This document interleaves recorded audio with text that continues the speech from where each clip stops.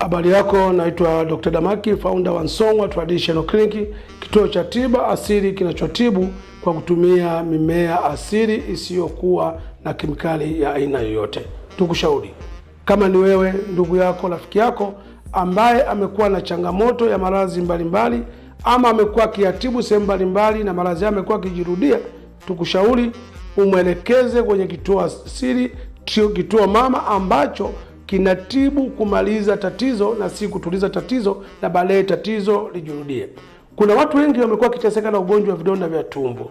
Vidonda vya tumbo ni ugonjwa ambao zamani ilijulikana kama ni ugonjwa wa watu wazima au wazee, kwa sababu ugonjwa huu chanzo chake ni msongo wa mawazo. Msongo wa mawazo, stress kwa wingi, ndio chanzo cha ugonjwa huu wa vidonda vya tumbo. Sasa wazee wengi zamani unakuta pengine amefiwa na ndugu, jamaa, mtoto, mke ameachwa na nini. Hii ndio ilikuwa sababu kubwa ambayo watu wazima wengi walikuwa na changamoto ya vidonda vya tumbo, tofauti na sasa vijana wengi ndio wamekuwa wahanga zaidi kuliko wazee.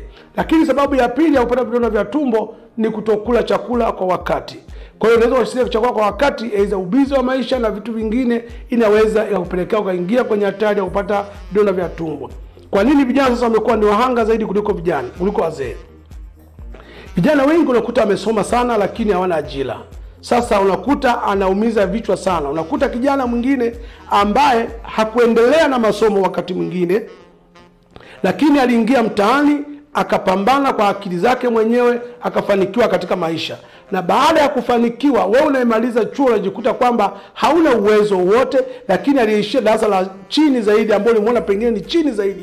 Yeye ndiye ana maisha mazuri zaidi kuliko wewe. Sasa anatamani ya kuajiri wewe na ulimwacha nyuma. Sasa hali hii wakati mwingine inaleta msongo sana wa mawazo kwa vijana, na hali hiyo inaweza kuhatarisha kupata vidonda vya tumbo. Lakini nje ya hilo, vijana wengi sana wanaingia kwenye mahusiano sasa hivi wakiwa na umri mdogo. Sasa hali hii inaweza kupelekea kuna kuachwa, kuachana, ugomvi wa hapa na pale. Hali hii kwa sababu pia hawana ule uwezo, nguvu ya akili ya kusolve mambo kwa haraka zaidi. Kwa hiyo anapopata la janga hili la kuachwa na anayempenda, basi mtu huyu anaingia kwenye msongo wa mawazo mkubwa sana. Hali ambayo inapelekea kashindwa kula chakula kwa wakati, lakini pia akawa mwenye kuwaza kupita kiasi. Hali hii inaweza ikampelekea akapata shida hii ya vidonda vya tumbo. Kwa hiyo unaona ni namna gani janga kubwa hili limeingia vijana, kwa sababu ndio wapambanaji katika maisha ya sasa, tofauti na wazee wamelizika na maisha walionayo. Kwa hiyo tunaona kwamba vidonda vya tumbo ni hatari sana. Lakini ukumbuke kwamba unapokuwa na vidonda vya tumbo vina athari nyingi sana. Labda tujifunze kidogo dalili za ugonjwa wa vidonda vya tumbo. Kuna mtu ambaye ana vidonda vya tumbo ambapo tumbo linakuwa linajaa gesi, kiungulia, maumivu ya chembe cha moyo hapa kwenye katikati hapa, au maumivu ya uti wa mgongo. Lakini pia mtu anapofanya jambo la kustusha kidogo anakimbia chooni kwenda kujisaidia.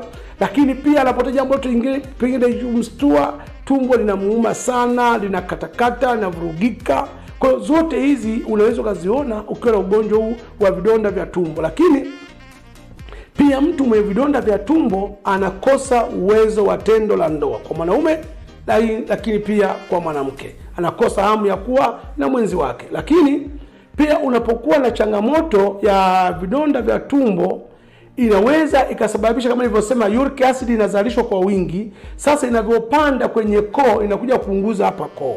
Ikiunguza koo, mwisho wa siku ina create kitu kama nini tunasema ni kama tezi. Hizi tezi zinakuletea kama kitu fulani kwenye koo, yani kitu fulani kitoka kwenye koo, lakini ile kitu hakitoki. Hasa hizi tezi zinapoendelea huwa zinabadilisha zile chembe hai za eneo lile, na hata kupelekea ukapata kansa ama saratani ya koo. Kuna watu wengi wamepata kansa ama saratani ya koo kwa sababu ya kuishi na vidonda vya tumbo. Gesi inapanda, inaunguza koo, ikishaunguza koo inatengeneza zile tezi, na zile tezi mwisho wa siku zinakupelekea unapata saratani ya koo. Nje hilo, kama nilivyosema kwamba unapokuwa na vidonda vya tumbo kuna athari nyingi, ikiwepo kupata saratani ya koo. Na unapopata saratani ya koo pia kuna dalili ambazo utazipata.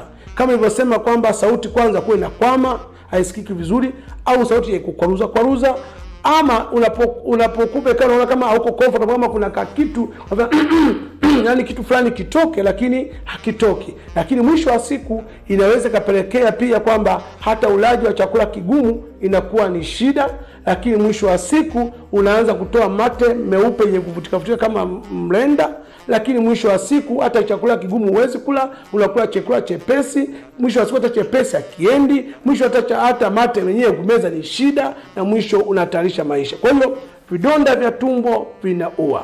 Na vidonda vya tumbo pia vinapoenda stage ya juu unaanza kutapika, kutengeneza kichefuchefu, ama kutapika damu, lakini pia kuharisha damu.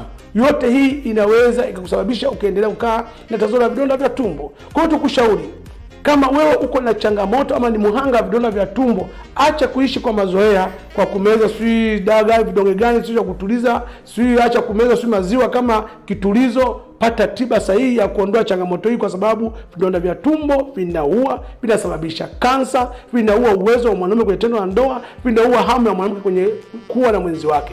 Tuna dawa inaitwa Magina. Dawa hii Magina ni dawa pekee ambayo inatibu changamoto ya vidonda vya tumbo kupona kabisa kwa stage zote. Lakini pia kama umekaa na vidonda vya tumbo imekupelekea umepata shida ya saratani ya koo, tuna dawa yetu Mchos.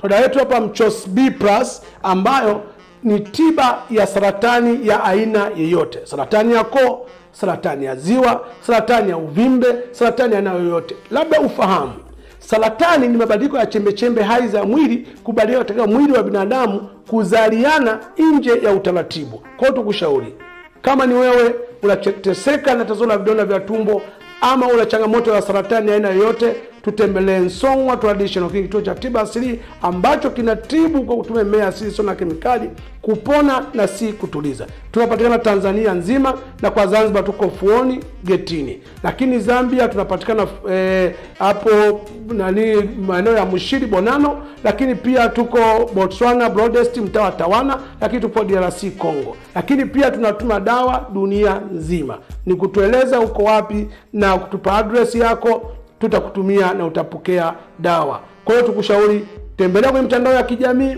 utaona huduma zetu na utajifunza vitu vingi. Instagram ni Song'wa Traditional, Facebook ni Song'wa Traditional Clinic, lakini pia unaweza ukaingia kwenye YouTube ukaandika Damaki TV. Ukaandika Damaki TV YouTube utatuona pale, utaenda sehemu imeandikwa videos, utaklik videos pale, utaona video nyingi zenye mafunzo na elimu katika maisha yako. Lakini pia unaweza kutembea kwenye website yetu kwa kuandika www.damakiheboclinic.co.tz. na pia unaweza kunipigia mimi mwenyewe daktari kwa moja katika namba yangu ya mkononi 0752629252. Na sisi sio wale. Afya yako jukumu letu.